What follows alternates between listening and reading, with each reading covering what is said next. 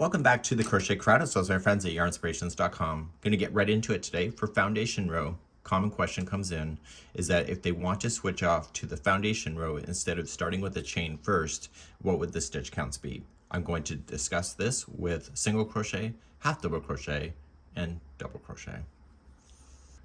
First things first, this is what the symbol looks like in crochet diagrams. So it's the double crochet with the chain attached, half double crochet with the chain attached, or single crochet with the chain attached. So as if they're touching each other, it's considered a foundation. In single crochet, what normally happens is that we say it's second chain from the hook, but in foundation, this particular one is gone. And so when we look below, that is missing. So if you have to eliminate one chain in the starting count for a foundation, so if it said to chain 88 and you wanted to do foundation, then you'd only chain 87. If there's a multiple of 3 plus 2 chains, then you would just do multiple of 3 plus 1 only. So this is at the end of the chain, so we've eliminated 1 by just subtracting 1. If you had multiples of 3 plus 1, it would just be 3 chains only because we've just eliminated the 1. Half double crochet is a little bit more complex, and the reason for it is sometimes this counts as a stitch, sometimes it does not. And so we have to determine that and look at the pattern to determine that itself. So if it's not counted as a stitch, then you are just going to eliminate the 2 out. So these go out. If it's going to be counted as a stitch, then it would look like this. Okay, so you need to have 1. So if it counts as a stitch, then you're only going to eliminate 1 only. And if it's not counted as a stitch, you are going to eliminate 2. So if you had chain 2 counts as a stitch, so we are going to keep this, and you need to keep it here.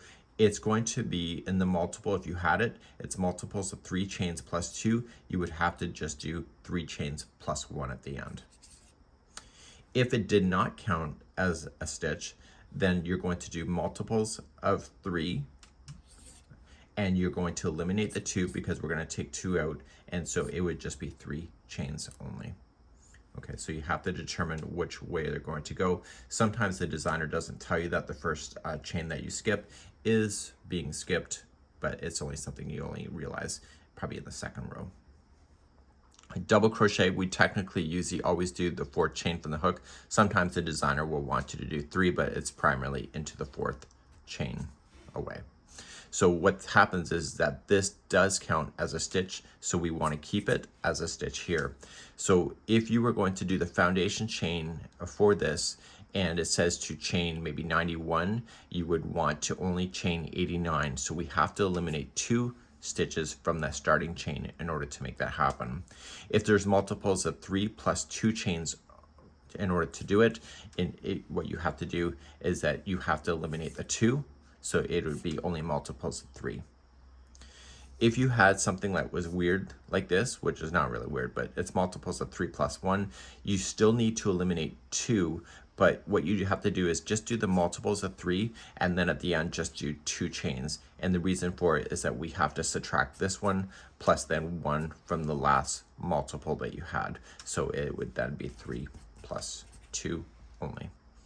Okay, so hopefully that makes any sense. And foundation chain I don't technically use very often because I tend to lose count, but this is how you would count that out if you need to.